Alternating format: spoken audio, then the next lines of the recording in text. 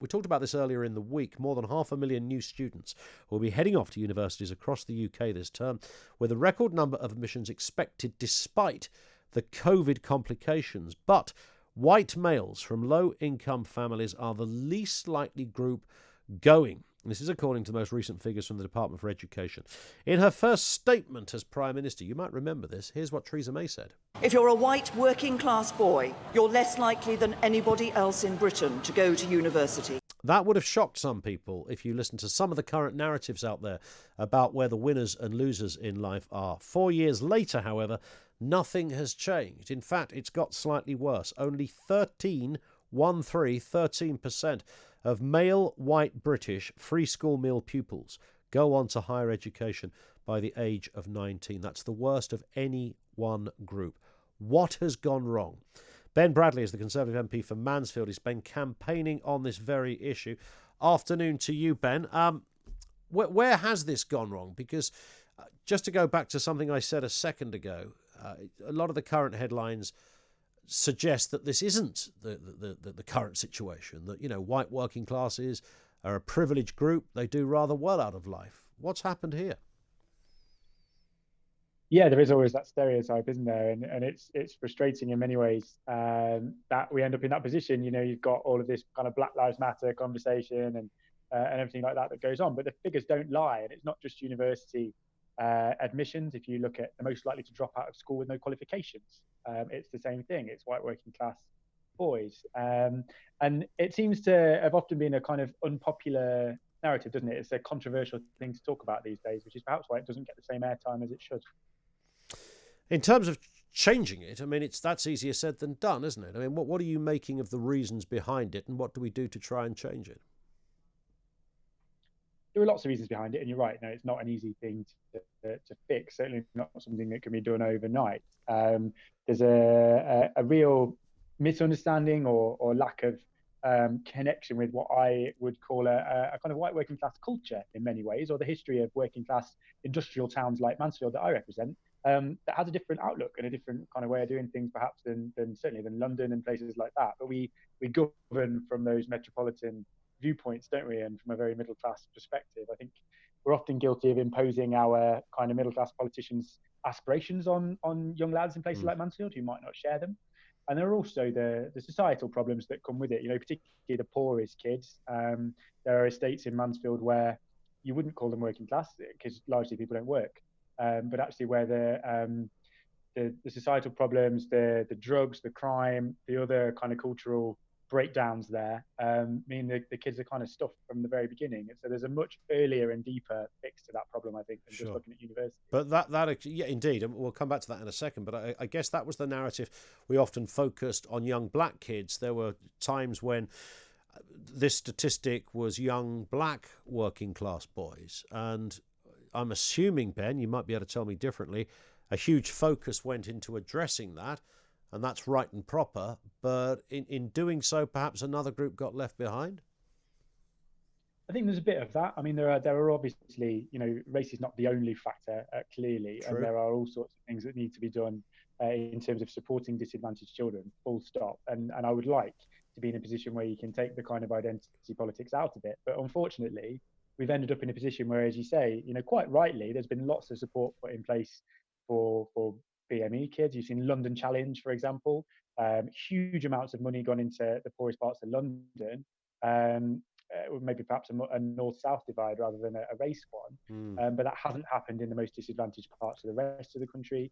You've seen all sorts of positive action programs around, you know, BME and access to work and the training and apprenticeships that doesn't exist for kind of white working class lads, despite the fact that, you know, even when you go down to our institutions, take the BBC, for example, and the money that they spend on diversity, actually, I would argue, I haven't got figures for it, but I would imagine, certainly from wandering around the newsroom, that the most underrepresented group at the BME might be young lads from places in the northeast, for example, rather than BME. Yeah, I think that's, and from experience, Ben, I'd concur with that. I think that's absolutely spot on. There's a bigger class issue, I think, than a colour issue going on at the BBC, perhaps, and elsewhere for that matter. I mean, this is it sounds hopeless, but it shouldn't be, should it? I mean, to add perhaps a note of positivity, I suppose.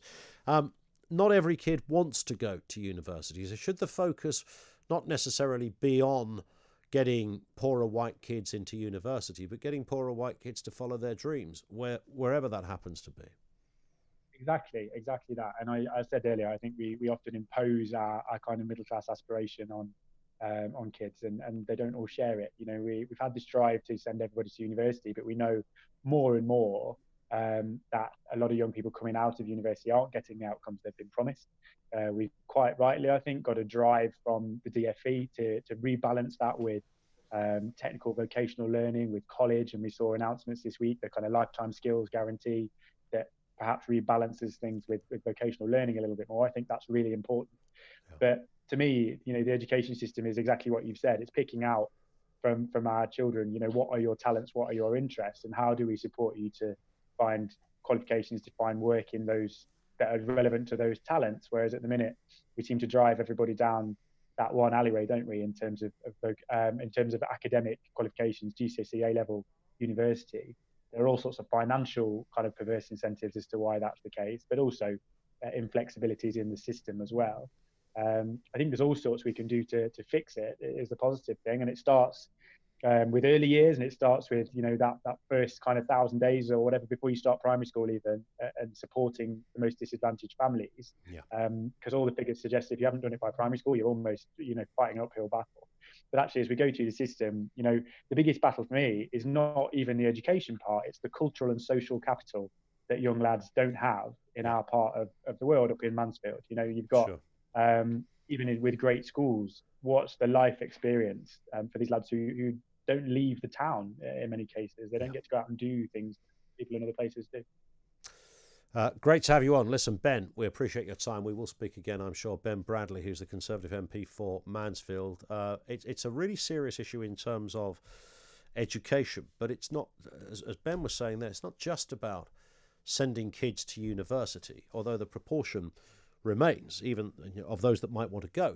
The reality is only 13% of white working class boys are going on to higher education. So it might not be university, it might be just any form of higher education.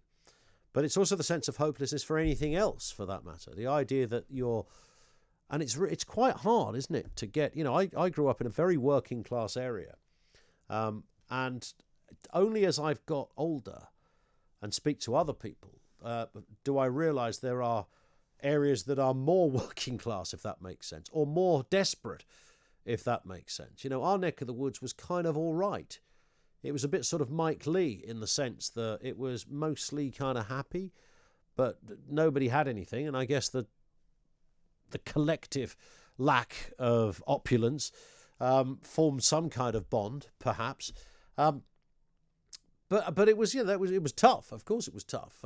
It's only when you talk to others and you realise, you know, mates of mine who grew up in different parts of East London or East Glasgow, for that matter, and I think, wow. I mean, it wasn't, you know, it was bad, but it wasn't that bad. You know, you can have one of those kind of sort of Monty Python, you know, luxury. We used to live in a shoebox. One of those kind of moments, sort of out working class show. I did that with the late Sean Hughes, the comedian, once, and he sort of slightly, you know, obviously Sean's an Irish London background, but, you know, mostly thought of as an Irish kid. And he kind of shunned away a little bit from that in later life. He didn't really want to get into that class thing. And I always thought that was a mistake, because he was an incredibly gifted comedian. Absolutely one of the most cantankerous men I've ever met or worked with, but he was a gifted comedian. And I kind of liked him. And I think, he didn't have a duty to sell his working class credentials. But I think the more people are aware of that, the more you see those kind of stories, it would be great. It's just helpful that you can. I think you need to see people from all backgrounds pitching up in different places and speaking out loud, so that if you are from those backgrounds, you say, well, actually, that could be me. There is a possibility.